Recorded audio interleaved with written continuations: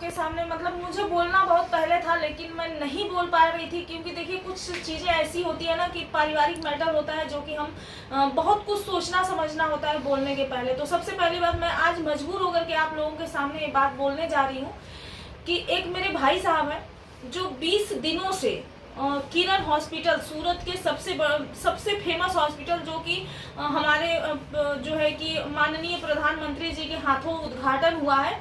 किरण hospital Gujarat में है, आप लोग सर्च मारेंगे आ जाएगा। बहुत महंगा हॉस्पिटल है। मेरे एक भाई साहब हैं जिनको फेफड़े में प्रॉब्लम हुई, खांसी बहुत पहले से आ रही थी, बचपन से शायद उनको खांसी आ रही थी, वो ध्यान नहीं दिए और उनकी उम्र बीतती चली गई। और आज बहुत ही कम उम्र में हम बोलेंगे, क्योंकि 55 या 56 या 58 बहुत बड़ी उम्र नहीं होती है। इस उम्र में मेरे भाई साहब बीमार हुए और वो हॉस्पिटल में है। जिस दिन वो हॉस्पिटल गए 24 घंटा उनको आईसीयू में रखा गया, फिर नॉर्मल वार्ड में लाया गया। फिर हम लोग को पता चला, हम लोग हॉस्पिटल गए देखने के लिए। वहाँ से मैं आंखों में आंसू भर के आई। इसको मैं ज़्यादा विस्तार से नहीं बताऊंगी भाई साहब को देख करके। फिर एक दिन 2-4 दिन वो नॉर्मल वार्ड में रहने के बाद एक दिन खबर आता है कि भाई साहब को डॉक्टर्स ने बोला है कि वेंटिलेटर पे रखने के लिए, नहीं वेंटिलेटर पे रखने के लिए। तो हम लोग एकदम से घबरा गए और मेरा बेटा भी रोने लगा। क्यों रोने लगा ये मैं थोड़ा सा बताना चाहूंगी कि वो भाई साहब ऐसे हैं कि आज के 1.5-2 साल पहले, क्योंकि 1.5-2 साल इसको भी मैं थोड़ा विस्तार से नहीं बता पाऊंगी क्योंकि समय का अभाव है। तो 1.5-2 साल पहले जब हम लोग वहाँ पे जाते थे तो वही एक भैया ऐसे थे जिनको कि हम घूंघट करके भी बोल पाते थे कि भैया पा लगी, और भी हाल चाल हम पूछ पाते थे बड़े खुल करके कि ये तो मेरे भैया है। ऐसा ही एहसास होता था कि ये मेरे बड़े भैया है। और मेरा बेटा भी ताऊजी ताऊजी करते हुए जो है कि कुछ न कुछ देते थे खाने के लिए उसको।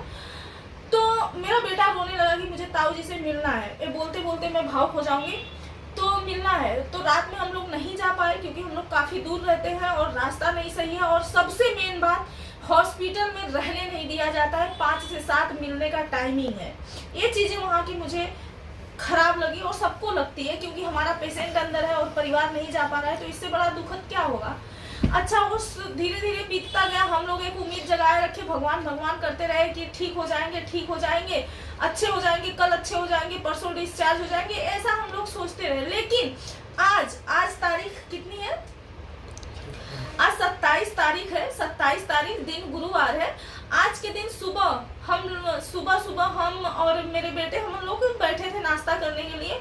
तो मेरा बेटा बोला कि मम्मा अभी ताऊजी ठीक हो जाएंगे ना, तो उनके शॉप पे, पान शॉप है मेरे भैया का, तो मेरा लल्ला बोला कि ताऊजी ठीक हो जाएंगे, मैं जाऊंगा पान शॉप पे ताऊजी से मिलने। मैं बोली हाँ बेटा तुम चले जाना, अब वो ठीक होके बहुत जल्दी आ जाएंगे। ये बात खत्म नहीं हुआ तब तक एक मेरे भाई का फोन आया मुंबई से। भाई बोला कि बहन जो है कि उनको तो वो बीमार है, आईसीयू में है और वेंटिलेटर पे रख दिए गए। ये चीज़ सुनते ही हमारे हाथ से मैं पानी पीने जा रही थी, बॉटल छूट गया और पैरों तले धरती खिसक गई। और एकाएक हम ऐसा लगा कि ये क्या हो गया। क्योंकि जो बहन जी हमारी हैं वो मैं तो उनसे उम्र में जैसे लगता है कि बहुत ज़्यादा हूँ, लेकिन वो पतली है, थोड़ी सी हमसे छोटी कद में है। तो अभी मतलब यंग है। यंग का मतलब कोई अश्लीलता में ना ले, यंग का मतलब ये है कि इस उम्र में इतना सारा सब कुछ झेलना, ये चीज़ें बहुत खराब है। और 2 छोटे बच्चे हैं उनके। तो आप लोग भगवान से दुआ करिए कि मेरे भाई साहब ठीक हो जाएं। अभी भी हमें कहीं ना कहीं उम्मीद है कि भैया ठीक हो जाएंगे।